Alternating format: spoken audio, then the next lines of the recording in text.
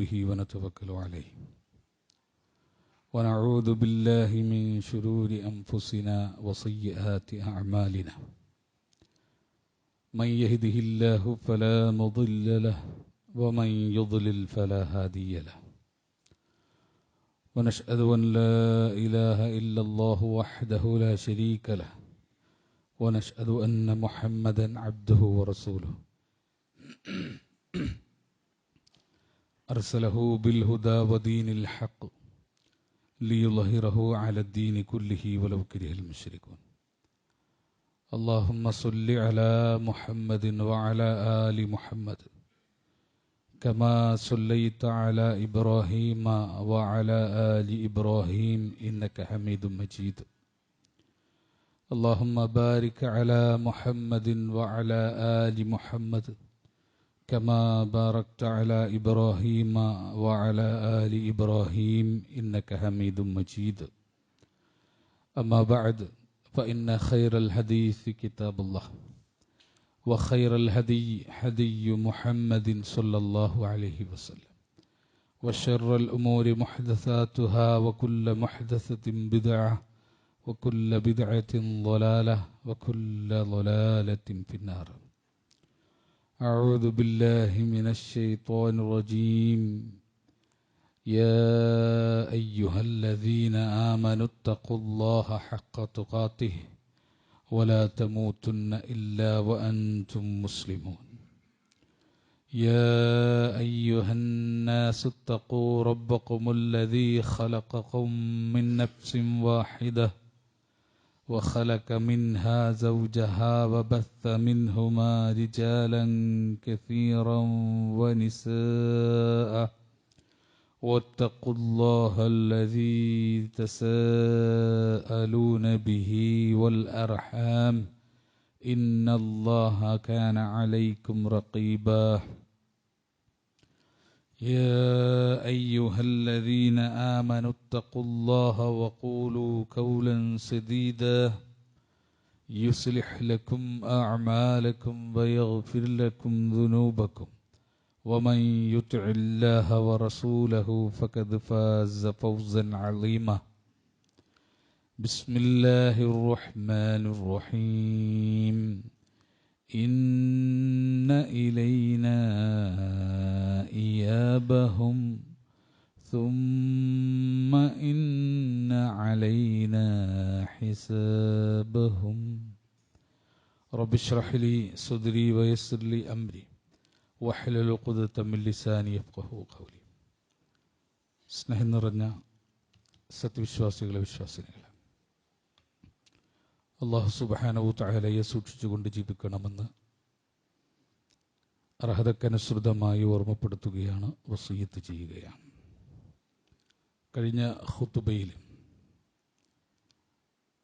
നമ്മൾ സൂചിപ്പിച്ചത് മരണാനന്തര ജീവിതത്തിലെ വിചാരണയുമായി, ഹിസാബുമായി ബന്ധപ്പെട്ടുകൊണ്ട് വിശുദ്ധ ഖുർആൻ പഠിപ്പിക്കുന്ന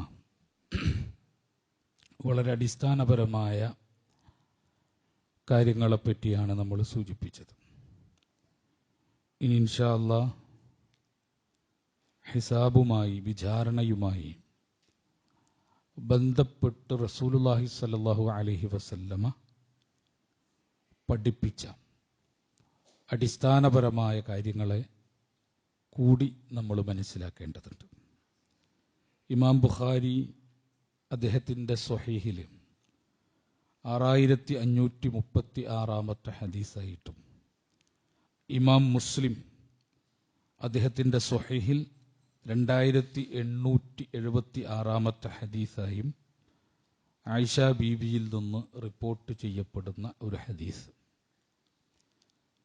അൻ ആയിഷ റളിയല്ലാഹു അൻഹ عن النبي صلى الله عليه وسلم قال ആയിഷ ബീവി പറയുകയാണ്, നബി സല്ലല്ലാഹു അലൈഹി വസല്ലമ പറഞ്ഞു, മൻ നൂഖിശൽ ഹിസാബ്, മൻ നൂഖിശൽ ഹിസാബ്, ആരെങ്കിലും കർശനമായ ഹിസാബിന് വിധേയമാക്കപ്പെട്ടാൽ, കണിശമായി ഹിസാബിന് വിചാരണക്ക് വിധേയമാക്കപ്പെട്ടാൽ ഉദ്ദിബ, അവൻ ശിക്ഷിക്കപ്പെട്ടു.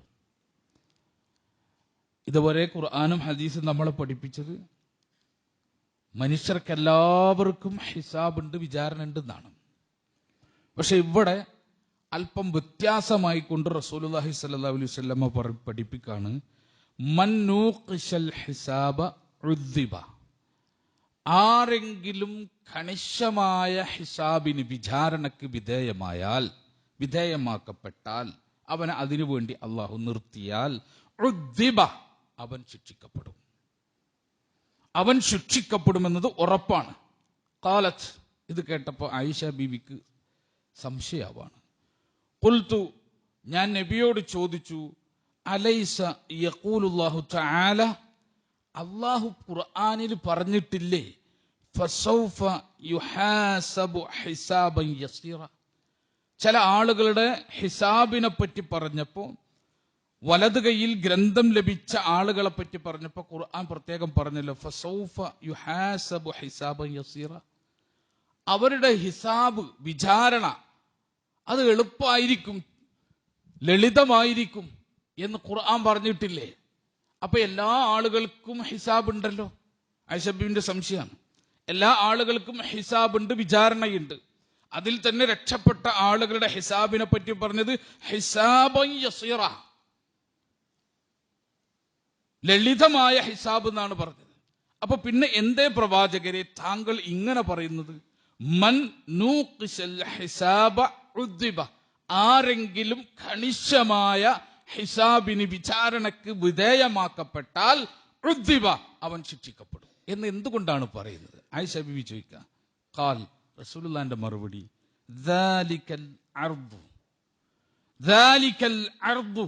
ആയിഷ, ആ പറഞ്ഞ ഹിസാബ് എന്ന് പറഞ്ഞാൽ ദാലികൽ അർദു, അതൊരു എടുത്തു കാണിക്കലാണ്, ഒരു പ്രദർശിപ്പിക്കൽ മാത്രമാണ്. അല്ലാതെ ഓരോ ആളുകളെയും വിളിച്ച് അവന്റെ പാപങ്ങളെ, ചെയ്തികളെ, പ്രായത്തിന്റെ ഓരോ ഘട്ടങ്ങളെ പറ്റി അല്ലാഹു ചോദിക്കില്ല. ചോദിച്ചാൽ അവൻ ശിക്ഷിക്കപ്പെടും. ഇത് റസൂലുള്ളാഹി സ്വല്ലല്ലാഹു അലൈഹി വസല്ലം നമ്മളെ പഠിപ്പിക്കുന്ന പ്രധാനപ്പെട്ട ഒരു കാര്യമാണ്. അള്ളാഹു കണിശമായി വിചാരണക്ക് ആരെങ്കിലും നിർത്തിയാൽ, അവന്റെ ആരാധനകളെ വിധേയമാക്കിയാൽ, അവന്റെ ജീവിതത്തെ വിധേയമാക്കിയാൽ അവൻ ശിക്ഷിക്കപ്പെട്ടതാണ്. കാരണം എന്താ? പടച്ചവൻ രക്ഷയ്ക്ക് വെച്ചൊരു മാനദണ്ഡമുണ്ടല്ലോ, അത് സമ്പൂർണ്ണമായിട്ട് പാലിക്കാൻ മനുഷ്യന്റെ ജീവിതം കൊണ്ട് സാധ്യമല്ല. അള്ളാന്റെ ഔദാര്യം കൊണ്ടാ. അതാണ് റസൂലുള്ളാഹി സ്വല്ലല്ലാഹു അലൈഹി വസല്ലം പഠിപ്പിച്ചിട്ടുണ്ടല്ലോ. സഹാബികളോട് പറഞ്ഞല്ലോ, നിങ്ങളെ അമല് കൊണ്ട് സ്വർഗത്തിൽ പോകാൻ പോണില്ല. നമ്മൾ അടിസ്ഥാനപരമായിട്ട് മനസ്സിലാക്കേണ്ട ആളുകളാണ്. ഞാൻ എൻ്റെ അമലുകൾ കൊണ്ട് സ്വർഗത്തിൽ പോകാൻ പോകുന്നില്ല. സഹാബത്ത് തിരിച്ചു ചോദിച്ചത്, അള്ളാന്റെ റസൂലെ താങ്കളോ? റസൂലുള്ളാഹിന്റെ മറുപടി, ഞാൻ അങ്ങനെ തന്നെ. അള്ളാഹുവിന്റെ പ്രത്യേകമായ ഫള്, പ്രത്യേകമായ കാരുണ്യം അതുകൊണ്ട് പൊതിയപ്പെട്ടിട്ടില്ലെങ്കിൽ എനിക്കും എൻ്റെ അമലുകൊണ്ട് പോകാൻ പറ്റില്ല. അപ്പൊ ഇനി സംശയമില്ലല്ലോ, റസൂലുള്ളാഹിന്റെ നമസ്കാരം കൊണ്ട് സ്വർഗത്തിന് അർഹത കിട്ടുമോ? റസൂലുള്ളാഹിന്റെ അമലു സ്വാലിഹാത്ത് കൊണ്ട് സ്വർഗത്തിന് അർഹത കിട്ടില്ല എന്ന് റസൂലുള്ള പറയാ. പിന്നെ നമ്മളെ അമലു സ്വാലിഹാത്ത് കൊണ്ട് നമുക്ക് സ്വർഗത്തിന് അർഹത കിട്ടുമെന്ന് ഉറപ്പിക്കാൻ നമുക്ക് സാധ്യമാണോ? സാധ്യമല്ല. അതുകൊണ്ടാണ് റസൂലുള്ളാഹി സ്വല്ലല്ലാഹു അലൈഹി വസല്ലം പറഞ്ഞത്, അങ്ങനെയാണ് നമ്മളെ അള്ളാഹു ഒന്ന് വിചാരണക്ക് നിർത്തിയാൽ, വേണ്ട നമ്മളെ നമസ്കാരത്തെ പറ്റിയിട്ട് അങ്ങോട്ട് ചോദിക്കാൻ തീരുമാനിച്ചാൽ ഉദ്ദിബ, ശിക്ഷിക്കപ്പെടുക തന്നെ ചെയ്യും. അല്ലാഹു സുബ്ഹാനഹു തആല നമ്മളുടെ ഒഴിവ് സമയത്തെ കണിശമായ വിചാരണക്ക് വിധേയമാക്കിയാൽ, മന്നൂഖിശൽ ഹിസാബ്, കണിശമായി ആരെയെങ്കിലും അള്ളാഹു വിചാരണക്ക് വിധേയമാക്കിയാൽ ഉദ്ദിബ, അവൻ ശിക്ഷിക്കപ്പെടും. അപ്പൊ അള്ളാഹു അങ്ങനെ വിചാരണക്ക് വെക്കൂല. പിന്നെ ഇതെന്താ ചെയ്യാ? ദാലിക്കൽ അർദു, ഒന്ന് എടുത്ത് കാണിക്കും. നമ്മളെ കർമ്മരേഖ എടുക്കും, നിസ്കാരം, നോമ്പ്, സക്കാത്തൊക്കെ ഉണ്ടല്ലോ, അതൊന്ന് എടുത്ത് കാണിക്കും എന്നതല്ലാതെ ഓരോന്നിനെ പറ്റിയും ചോദ്യം ചെയ്യില്ല. അതാണ് ഫസൗഫ യുഹാസബു ഹിസാബൻ യസീറ. വലത് കൈയിൽ ഗ്രന്ഥം കിട്ടിയ ആളുകൾ അവരുടെ ഹിസാബ് എന്തായിരിക്കും? എളുപ്പമുള്ള ലളിതമായ ഹിസാബായിരിക്കും എന്ന് പറഞ്ഞത് കൊണ്ട് ഉദ്ദേശിച്ചത് എന്ന് റസൂലുള്ളാഹി സ്വല്ലല്ലാഹു അലൈഹി വസല്ലം പഠിപ്പിച്ചത്. ഒരു വിശ്വാസി നന്നായി പേടിക്കണം ഹിസാബിനെ, വിചാരണനെ. പടച്ചോൻ എന്നെ വിചാരണക്ക് വിധേയാക്കോ, പടച്ചോൻ എന്റെ ആരോഗ്യത്തെ പറ്റി ചോദിക്കോ അല്ലെ? ചില ഹദീസുകളിൽ കാണാം, റസൂലുള്ളാഹി സ്വല്ലല്ലാഹു അലൈഹി വസല്ലം തന്നെ പഠിപ്പിച്ച ഹദീസിൽ കാണാം, ലാ തസാലു ഖദമ അബ്ദിൻ യൗമൽ ഖിയാമ, ഖിയാമത്ത് നാളിൽ അടിമയുടെ കാലുകൾ മുന്നോട്ട് ചലിക്കില്ല, ഹത്താ യുസ്അല അൻ ഉംരിഹി ഫീമാ അഫ്നാഹു, അവന്റെ ഉംറിനെ പറ്റി, ആയുസ്സിനെ പറ്റി ചോദിച്ചിട്ട്. എന്താ ഫീമാ അഫ്നാഹു? അതെന്തിനാണ് അവൻ വിനിയോഗിച്ചത്? ആയുസ് അല്ലാഹ് തന്നിട്ട് എന്തിനാ വിനിയോഗിച്ചത്? വഅൻ ഇൽമിഹി, അവന് അല്ലാഹ് അറിവ് കൊടുത്തിട്ട് ഫീമാ ഫഅല, ആ അറിവ് കൊണ്ട് അവൻ എന്താണ് പ്രവർത്തിച്ചത്? പിന്നെയോ വഅൻ മാലിഹി, അവന് അല്ലാഹ് ധനം കൊടുത്തിട്ട്, പണം കൊടുത്തിട്ട്, ആ പണത്തെപ്പറ്റി അല്ലാഹ് ചോദിക്കും. മിൻ ഐന ഇക്തസബഹു വഫീമാ അൻഫഖഹു, അതെങ്ങനെയാണ് നീ സമ്പാദിച്ചത്, എങ്ങനെയാണ് നീ ചെലവഴിച്ചത്. വഅൻ ജിസ്മിഹി ഫീമാ അബ്ലാഹു, അവന്റെ ശരീരത്തെ പറ്റി ചോദിക്കും, ആ ശരീരം എന്തിനാണ് ഉപയോഗിച്ചത്. ഇതൊക്കെ കണിശ വിചാരണ അല്ല. കണിശമായി ഈ കാര്യങ്ങൾ അല്ലാഹു വിചാരണ ചെയ്യില്ല. അങ്ങനെ ചെയ്യാൻ നമ്മൾ നിർത്തിയാൽ നമ്മൾ ശിക്ഷിക്കപ്പെട്ടു. അതാണ് ഞാൻ പറഞ്ഞത്. 4 കാര്യം എടുക്കാം. റസൂലുള്ളാഹി പറഞ്ഞ 4 കാര്യം. ഈ 4 കാര്യത്തിൽ അൻ ഉംരിഹി, ഉംറിനെ പറ്റി, ആയുസിനെ പറ്റി, ഈ കൂട്ടത്തിൽ ആർക്കാണ് പറയാൻ പറ്റുക എന്റെ ആയുസിനെ പറ്റി കണിശമായിട്ട് അല്ലാഹ് ചോദിക്കാൻ നിന്നാൽ എനിക്ക് കുഴപ്പമൊന്നുമില്ല, ഞാൻ രക്ഷപ്പെടും? ആർക്കാ പറയാൻ പറ്റുക? നമ്മളെ കൂട്ടത്തിൽ ആർക്കാ പറയാൻ പറ്റുക? അടുത്തത് ഇൽമിഹി, അൻ ഇൽമിഹി, അറിവിനെ പറ്റി, ഫീമാ ഫഅല, എന്താണ് അതനുസരിച്ച് പ്രവർത്തിച്ചത്. നമുക്ക് കുറേ വായിക്കുന്നു, പഠിക്കുന്നു, മനസ്സിലാക്കുന്നു, വയലുകൾ കേൾക്കുന്നു, പക്ഷെ ഈ അമലിലേക്ക് അത് വരൽ കുറവാ. അതുകൊണ്ടാ പിന്നെ ഇമാം അഹമ്മദ് അദ്ദേഹത്തിന്റെ മുസ്നദ് എഴുതുമ്പോൾ ഒരു പ്രാവശ്യമെങ്കിലും അദ്ദേഹം എഴുതുന്ന ഹദീസ് ഒരു പ്രാവശ്യമെങ്കിലും അമല് ചെയ്യും. ഒരു പ്രാവശ്യമെങ്കിലും. താടി കളർ കൊടുക്കണം എന്നുള്ള ഹദീസ് എഴുതണങ്ങുമ്പോ അദ്ദേഹം എന്ത് ചെയ്യും? വെറുതെ പോയിട്ടൊന്ന് കളർ കൊടുക്കും. എന്തിനാ? ഇത്തിബാ ചെയ്യാത്തൊന്നും ഞാൻ എഴുതണ്ട. ഏതെങ്കിലും സുന്നത്തിസ്കാരത്തെ പറ്റിയിട്ട് എഴുതുമ്പോ 2 റക്അത്ത് നിസ്കരിക്കും ആ സുന്നത്തിസ്കാരം. കാരണം എന്താ? ഞാൻ എന്റെ ഗ്രന്ഥത്തിൽ ഞാൻ ചെയ്യാത്തത് എഴുതണ്ട. അങ്ങനെ എഴുതിയോണ്ട് തെറ്റൊന്നുമില്ല. അദ്ദേഹത്തിന് താടി കളർ കൊടുക്കാൻ പറ്റിയില്ല എന്ന് വിചാരിക്കാം, പക്ഷെ അതിൽ കുറ്റമൊന്നും കിട്ടുന്നില്ല. പക്ഷെ അദ്ദേഹത്തിന്റെ ഗ്രന്ഥത്തിൽ താടിയിൽ നിറം കൊടുക്കൽ സുന്നത്താണ് എന്ന് വന്നിട്ടുണ്ട്. അതിന്റെ പേരിൽ കണ്ടോ, നീ സുന്നത്താണെന്ന് എഴുതിയിട്ടുണ്ട്, പക്ഷെ നീ എന്ത് ചെയ്തിട്ടില്ല, താടിക്ക് കളർ കൊടുത്തിട്ടില്ല എന്ന് ചോദിക്കൂല. പക്ഷെ എങ്കിൽ പോലും എന്റെ അമലില്ലാത്ത ഒരു ഇൽമ് എന്റെ ഗ്രന്ഥത്തിൽ വേണ്ട. ഇതാ ഇമാം മുഹമ്മദ് തീരുമാനിച്ചത്. നമ്മൾ എത്ര കേട്ടിട്ടും വളരെ കുറച്ച് പ്രവർത്തിക്കുന്നവരാ. മുൻഗാമികളും നമ്മളും തമ്മിലുള്ള ഏറ്റവും അടിസ്ഥാന വ്യത്യാസം എന്താ? അവർ കേൾക്കുന്നത് പരമാവധി ജീവിതത്തിൽ കൊണ്ടുവരും, നമ്മൾ കേൾക്കുന്നത് പരമാവധി അവഗണിക്കും. അതാണ് ഞാൻ ചോദിച്ചത്. അള്ളാഹു കണിശമായി നമ്മളെ വിചാരണ ചെയ്താൽ, റസൂലുള്ളാഹി സ്വല്ലല്ലാഹു അലൈഹി വസല്ലം പറഞ്ഞ പോലെ ഇൽമിനെ പറ്റി അല്ലാഹ് ചോദിച്ചാൽ കഴിഞ്ഞു നമ്മളെ കഥ. അത് അമലിലേക്ക് വന്നിട്ടുണ്ടോ? വഅൻ മാലിഹി, ധനത്തെ പറ്റി ചോദിച്ചാൽ ഹറാമായ രൂപത്തിൽ ധനം വന്നിട്ടുണ്ടോ, പോയിട്ടുണ്ടോ? ഇതാണ് ചോദ്യം. ഹറാമായ രൂപത്തിൽ വന്നിട്ടുണ്ടോ, പോയിട്ടുണ്ടോ? കുറെയൊക്കെ വന്നിട്ടുണ്ട് എന്നത് നമുക്ക് പിന്നെ കുറെയൊക്കെ ശ്രദ്ധിക്കാൻ പറ്റും. പോയിട്ടുണ്ടോ എന്ന് നമ്മൾ ആലോചിച്ച് നോക്കൂ. ചെലവഴിച്ചിട്ടുണ്ടോ? സമ്പാദിച്ചോ എന്ന് ചോദിച്ചാൽ ചിലപ്പോൾ നമുക്ക് പറയാൻ പറ്റും, വളരെ കൃത്യമായി ഞാൻ ശ്രദ്ധിച്ചിരുന്നു, ഹറാമായ ഒരു സമ്പാദ്യം വരാതിരിക്കുക എന്ന് പറയാം. പക്ഷെ ചെലവഴിച്ച് എല്ലാതും അല്ലാഹ് പൊരുത്തപ്പെട്ടതാണ്. ഞാൻ എൻ്റെ ജീവിതത്തിൽ ഇന്ന് വരെ ചെലവഴിച്ചതെല്ലാം അല്ലാഹ് പൊരുത്തപ്പെട്ടാണ്. എനിക്ക് പറയാൻ സാധ്യമല്ല, നിങ്ങൾക്ക് പറയാൻ സാധ്യമല്ല. എന്നിട്ടാ നമ്മൾ വിചാരണക്ക് നിൽക്കാൻ പോണത് ചെറിയ കാര്യമായിട്ട് നമുക്ക് തോന്നുക. നമ്മള് പിന്നെ പണം കൊടുത്ത് ആസ്വദിച്ച ഒരു വസ്തു, അത് 100% ഹലാലാണ് എന്ന് നമുക്ക് തന്നെ പറയാൻ പറ്റൂല. അല്ലെങ്കിൽ അത് നമ്മൾ ഉപയോഗിച്ച വസ്തുക്കൾ ധൂർത്തല്ല എന്ന് പറയാൻ പറ്റും. രണ്ടുണ്ടല്ലോ. ഹലാല് മാത്രല്ല, ഹലാലായ വസ്തു മാത്രല്ല, ധൂർത്താണോ അല്ലേ? എന്റെ ഈ വസ്ത്രം ധൂർത്താണോ അല്ലേ എനിക്ക് ഉറപ്പിച്ച് പറയാൻ പറ്റില്ല. എന്റെ ഓരോ കാര്യങ്ങളും ധൂർത്താണോ അല്ലേ എനിക്ക് ഉറപ്പിച്ച് പറയാൻ പറ്റില്ല. എന്നെ സംബന്ധിച്ചത് ധൂർത്തല്ലായിരിക്കാം, പക്ഷെ എന്റെ ഉപയോഗക്രമങ്ങൾ ധൂർത്തായി തോന്നുന്ന ആളുകൾ ഈ ഭൂമിയിൽ ജീവിക്കുന്നുണ്ട്. കാരണം എന്താ അറിയോ? അവർക്ക് തൊടാൻ പോലും കിട്ടിയിട്ടില്ല. അപ്പൊ അള്ളാഹ് എങ്ങനെയാണ് ഇത് കാണാൻ പോണത് നമുക്കറിയില്ല. അള്ളാഹു അതിനെ എങ്ങനെയാണ് വിചാരണ ചെയ്യാൻ പോണത് അറിയില്ല.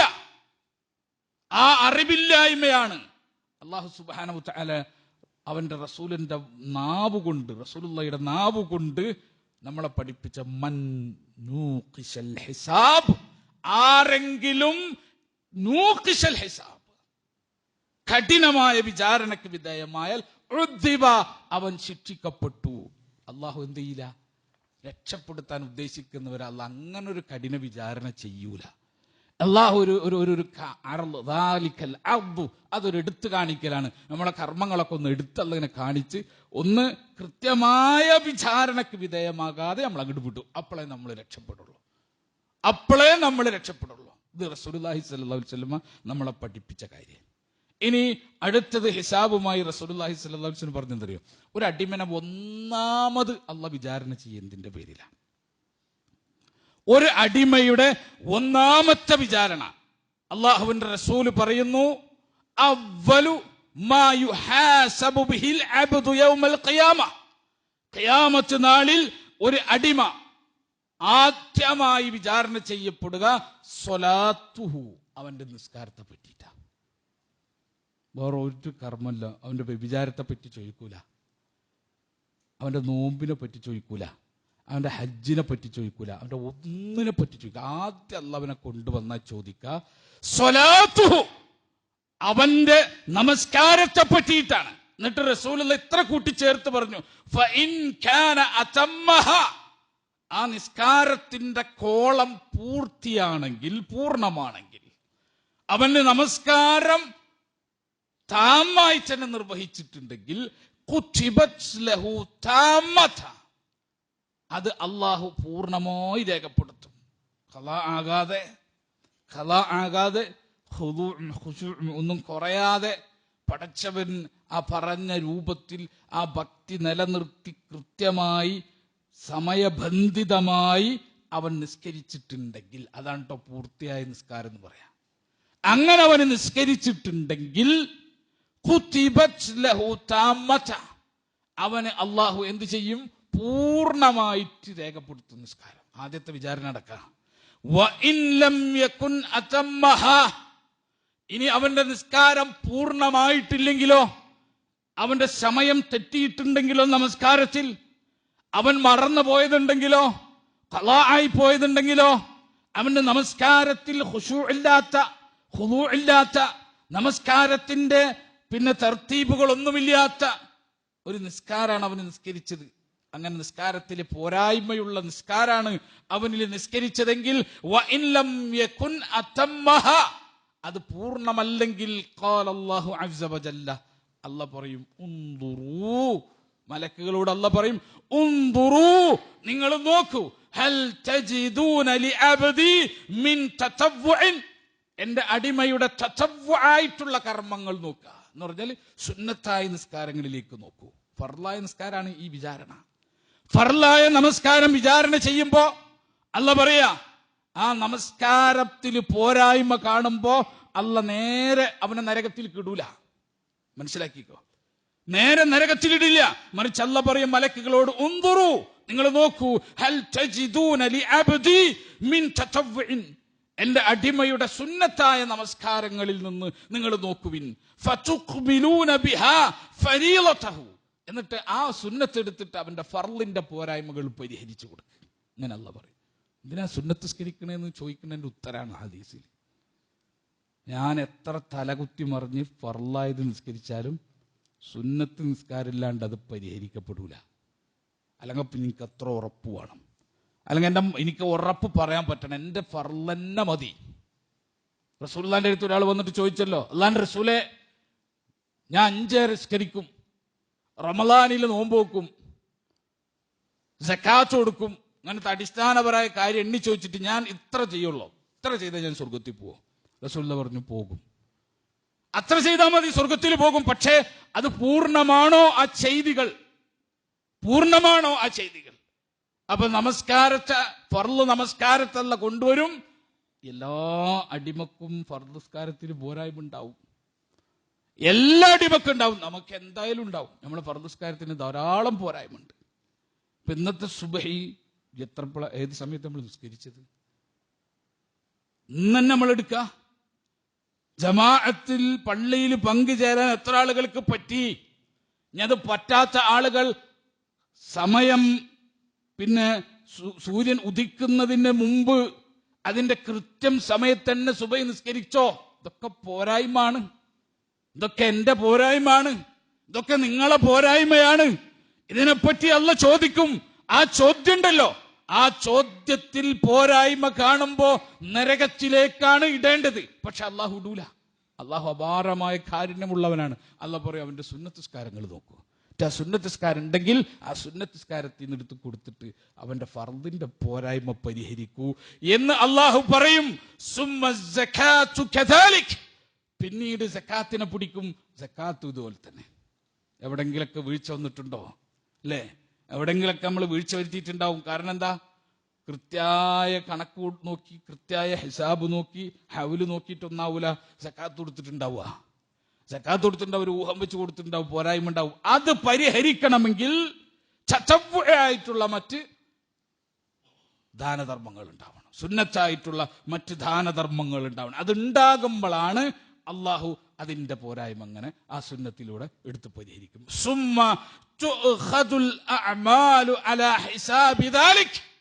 പിന്നീട് ഓരോ അമലും, വാജിബായ ഓരോ അമലും ആ വാജിബിന്റെ പുറമെ നിർവഹിച്ച സുന്നത്ത് നിസ്കാരങ്ങൾ കൊണ്ട്, സുന്നത്ത് ആയ കർമ്മങ്ങൾ കൊണ്ട് അള്ളാഹ് പരിഹരിക്കും.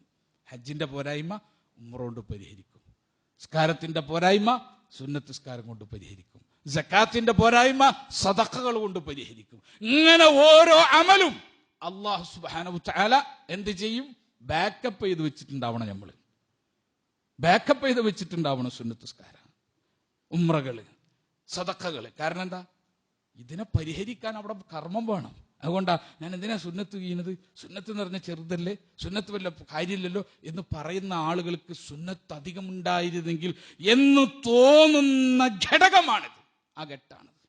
അവിടെ വെച്ചിട്ട് മനുഷ്യർക്ക് തോന്നും, പടച്ചോനെ സുന്നത്ത് ധാരാളം വേണം, സുന്നത്ത് ധാരാളം എനിക്ക് വേണം എന്ന തോന്നല് മനുഷ്യൻ അവിടെ വെച്ചിട്ടുണ്ടാവും. അല്ലാഹു സുബ്ഹാനഹു വതആല ധാരാളം സുന്നത്തുകൾ, ധാരാളം തതവ്വുആയിട്ടുള്ള കർമ്മങ്ങൾ അനുഷ്ഠിക്കാൻ നമുക്ക് തൗഫീഖ് നൽകി അനുഗ്രഹിക്കുമാറാകട്ടെ. അല്ലാഹു സുബ്ഹാനഹു വതആല നമ്മുടെ ഹിസാബ് എളുപ്പമാക്കുകയും കഠിനമായ വിചാരണക്ക് വിധേയമാക്കുന്ന ആളുകളിൽ നിന്ന് നമ്മളെ കാത്തു സംരക്ഷിക്കുകയും ചെയ്യുമാറാകട്ടെ.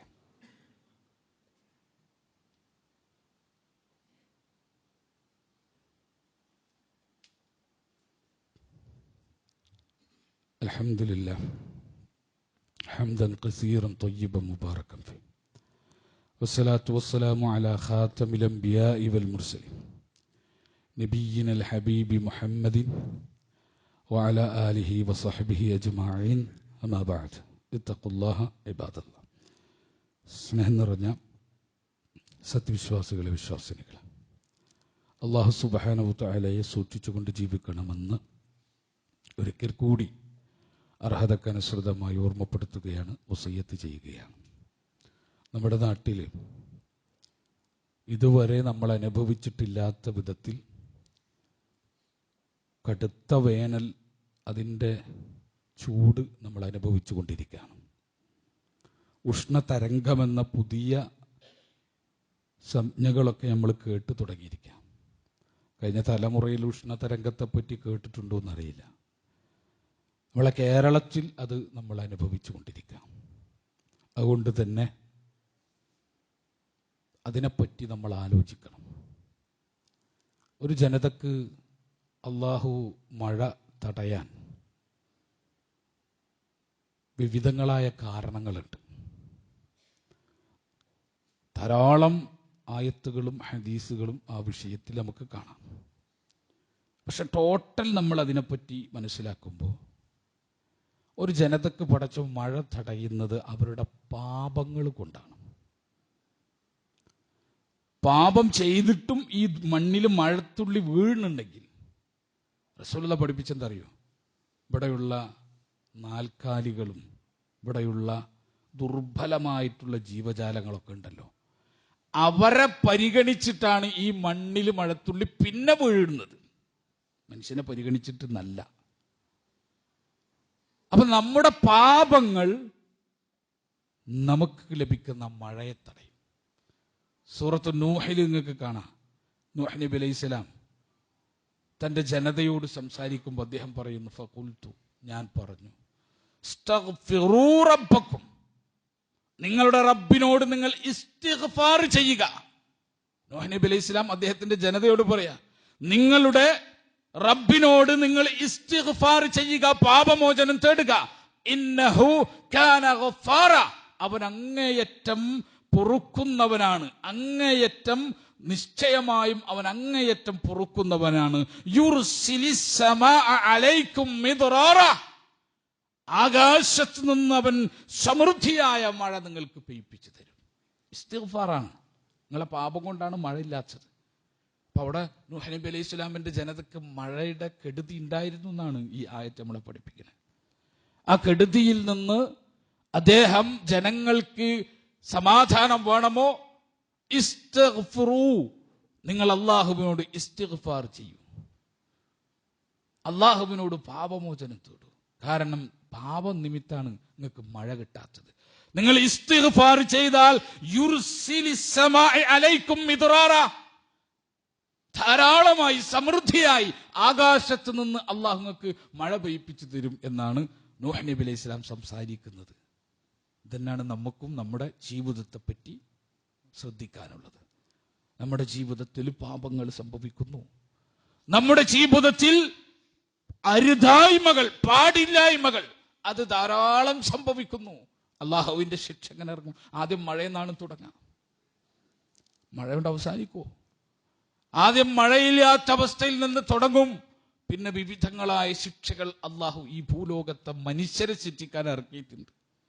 ഞാൻ പറഞ്ഞല്ലോ, ലോകത്ത് എല്ലാ അമ്പ്യാക്കന്മാരെയും സ്വാലിഹ് നബി അലൈഹി സ്വലാമിന്റെ ജനതയുടെ പ്രത്യേകത എന്തായിരുന്നു?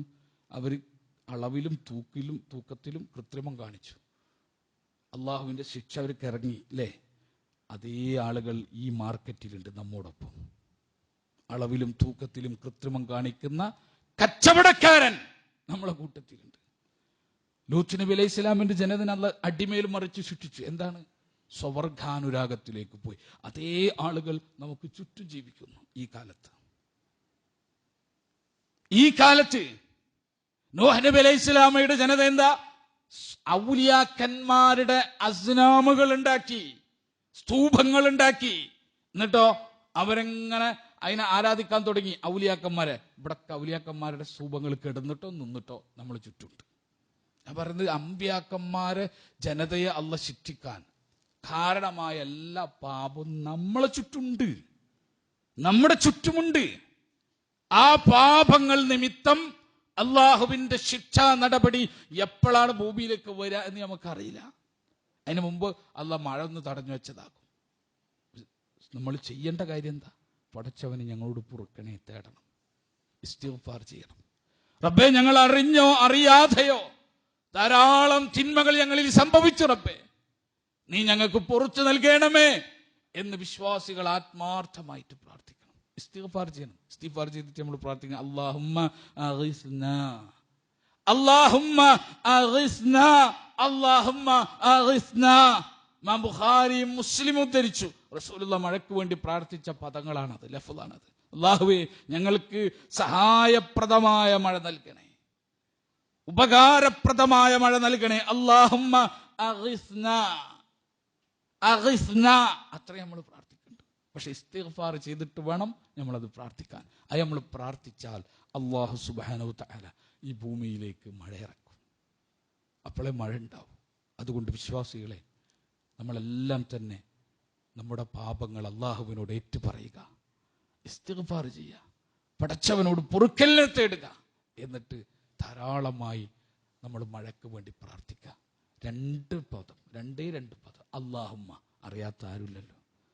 അല്ലാഹുമ്മ ആരുമില്ല അറിയാത്ത. അല്ലാഹുവേ അഗ്ഇസ്നാ. അലിഫ് ഗൈന് സാ നൂന്. അഗ്ഇസ്നാ. ഇത്രേ പറയണ്ടു. അല്ലാഹുമ്മ അഗ്ഇസ്നാ. ഇത് നമ്മളുടെ ദുആകളിൽ ഉണ്ടാവണം. ഇത് നമ്മുടെ ദുആയിൽ ഉണ്ടാവണം. ഇല്ലെങ്കിൽ ഒരു മാസം കൂടി ഈ ചൂട് നീണ്ടാൽ പിന്നതിൻ്റെ ദാരുണമായ അവസ്ഥകൾ നമ്മൾ അനുഭവിക്കാൻ പോകുന്നേ ഉള്ളൂ. അള്ളാഹു നമ്മളെ കാത്തു സംരക്ഷിക്കുമാറാകട്ടെ. സഹോദരങ്ങളെ, നമ്മുടെ ഒരു ഇസ്ലാഹി പ്രവർത്തകൻ കിഡ്നി സംബന്ധമായ വലിയ പ്രയാസത്തോടു കൂടി ഹോസ്പിറ്റലിൽ അഡ്മിറ്റ് ചെയ്തിരിക്കുകയാണ്. അദ്ദേഹത്തിൻ്റെ കിഡ്നി മാറ്റി വെക്കേണ്ട അവസ്ഥയാണ്. അദ്ദേഹത്തിന് വേണ്ടി പ്രാർത്ഥിക്കണം എന്ന് പറഞ്ഞിട്ടുണ്ട്. നിങ്ങൾക്കറിയാലോ, കിഡ്നി മാറ്റി വെക്കുക എന്ന് പറഞ്ഞാൽ ഒരു മനുഷ്യൻ അങ്ങേയറ്റം ലൈഫായി പോകുന്ന അവസ്ഥയാണ്. അതിൽ നിന്ന് എന്തുമാത്രം പ്രയാസങ്ങൾ അനുഭവിച്ചിട്ട് വേണം ഒന്ന് റിക്കവറായി വരാൻ. നിങ്ങളുടെ എല്ലാവരുടെയും പ്രാർത്ഥനയിൽ ഉണ്ടാവണം. അള്ളാഹു അദ്ദേഹത്തിന് എത്രയും പെട്ടെന്ന് ശിഫയും സമാധാനവും നൽകുമാറാകട്ടെ. അതോടൊപ്പം തന്നെ നമ്മൾ മനസ്സിലാക്കണം, മഴയ്ക്ക് വേണ്ടി നമ്മൾ പ്രാർത്ഥിക്കുന്നു നമ്മളുടെ ഒരു ഇടങ്ങേറ് മാറാൻ വേണ്ടിയിട്ട്. നമ്മൾ അനുഭവിച്ചു കൊണ്ടിരിക്കുന്ന ഒരു ഇടങ്ങേറ് മാറാനാണല്ലോ നമ്മൾ മഴയ്ക്ക് വേണ്ടി ഇപ്പോൾ പ്രാർത്ഥിക്കുന്നത്. എല്ലാ മെമ്പറുകളിലും ഇപ്പോൾ മഴയ്ക്ക് വേണ്ടി പ്രാർത്ഥിക്കപ്പെട്ടുകൊണ്ടിരിക്കുകയാണ്. ഈ വെള്ളിയാഴ്ച നമ്മളെക്കാൾ ഇടങ്ങേറാകുന്ന ഒരു സമൂഹം ഫലസ്തീനിൽ കിടക്കുന്നുണ്ട്, നമ്മുടെ സഹോദരന്മാർ. അത് നമ്മൾ മറക്കരുത്. നമുക്ക് ചെറുതാണ്, അവരുമായി താരതമ്യപ്പെടുത്തുമ്പോൾ നമ്മൾ അനുഭവിക്കുന്ന പ്രശ്നമേ അല്ല നമ്മൾ അനുഭവിക്കുന്നത്, അവരുടെ പ്രശ്നവുമായി താരതമ്യപ്പെടുത്തുമ്പോൾ. അപ്പോൾ മഴയ്ക്ക് വേണ്ടി നമ്മൾ ചോദിക്കുമ്പോൾ അവർക്ക് കൂടി വേണ്ടി നമ്മൾ ചോദിക്കണം. കാരണം നമ്മുടെ സഹോദരന്മാരാണ്. വിശ്വാസത്തിൽ, ഈമാനിൽ നമ്മുടെ ഇഖ്വാനുകളാണ് അവർ. അവർക്ക് വേണ്ടി ചോദിക്കാത്ത ഒരു മാനസികാവസ്ഥ നമുക്കുണ്ടാവരുത്. അല്ലാഹു സുബ്ഹാനഹു വ തആല നമ്മൾ ചെയ്തു പോയ എല്ലാ തെറ്റുകളും ഒന്നൊഴിയാതെ നമുക്ക് പുറത്തു മാപ്പാക്കി തെരുമാറാകട്ടെ. അറിഞ്ഞും അറിയാതെയും രഹസ്യമായും പരസ്യമായും നമ്മൾ ധാരാളക്കണക്കിന് പാപങ്ങൾ ചെയ്തു. റബ്ബ് സുബ്ഹാനഹു വ തആല ആ പാപങ്ങൾ ഓരോന്നും നമുക്ക് പുറത്തു മാപ്പാക്കി തെരുമാറാകട്ടെ. നമ്മൾ ചെയ്തു പോയ എല്ലാ പാപങ്ങളും ഒന്നൊഴിയാതെ ആ റബ്ബിലേക്ക് നമ്മൾ പശ്ചാത്തപിച്ച് മടങ്ങുകയാണ്. നാഥൻ അത് സ്വീകരിക്കുമാറാകട്ടെ. അല്ലാഹു സുബ്ഹാനഹു വ തആല അവനിഷ്ടപ്പെടുന്ന ദാസന്മാരുടെ കൂട്ടത്തിൽ നമ്മളേവരെയും ഉൾപ്പെടുത്തുമാറാകട്ടെ. അവനിഷ്ടപ്പെടുന്ന ദാസന്മാരുടെ കൂട്ടത്തിൽ അള്ളാഹു നമ്മളെ മരിപ്പിക്കുമാറാകട്ടെ. അവനിഷ്ടപ്പെടുന്ന ദാസന്മാരുടെ കൂട്ടത്തിൽ അള്ളാഹു നമ്മളെ പുനർജീവിപ്പിക്കുമാറാകട്ടെ. നമ്മുടെ ജീവിതത്തിൽ സംഭവിച്ച എല്ലാ പാപങ്ങളും ഒന്നൊഴിയാതെ അള്ളാഹു നമുക്ക് പുറത്തു മാപ്പാക്കി തെരുമാറാകട്ടെ. ഇനി സംഭവിക്കാനിരിക്കുന്ന പാപങ്ങളിൽ നിന്ന് പശ്ചാത്തപിച്ച് മടങ്ങുന്ന ഭാഗ്യവാന്മാരിൽ അള്ളാഹു നാം ഏവരെയും ഉൾപ്പെടുത്തി അനുഗ്രഹിക്കുമാറാകട്ടെ. اللهم اغفر للمؤمنين والمؤمنات والمسلمين والمسلمات الأحياء منهم والأموات إنك مجيب الدعوات يا قاضي الحاجات. اللهم أغثنا اللهم أغثنا اللهم أغثنا. ربنا آتنا في الدنيا حسنة وفي الآخرة حسنة وقنا عذاب النار. ربنا تقبل منا إنك أنت السميع العليم وتب علينا إنك أنت التواب الرحيم. آمين آمين برحمتك يا أرحم الراحمين. وآخر دعوانا الحمد لله رب العالمين. الصلاة والسلام على خاتم الأنبياء والمرسلين.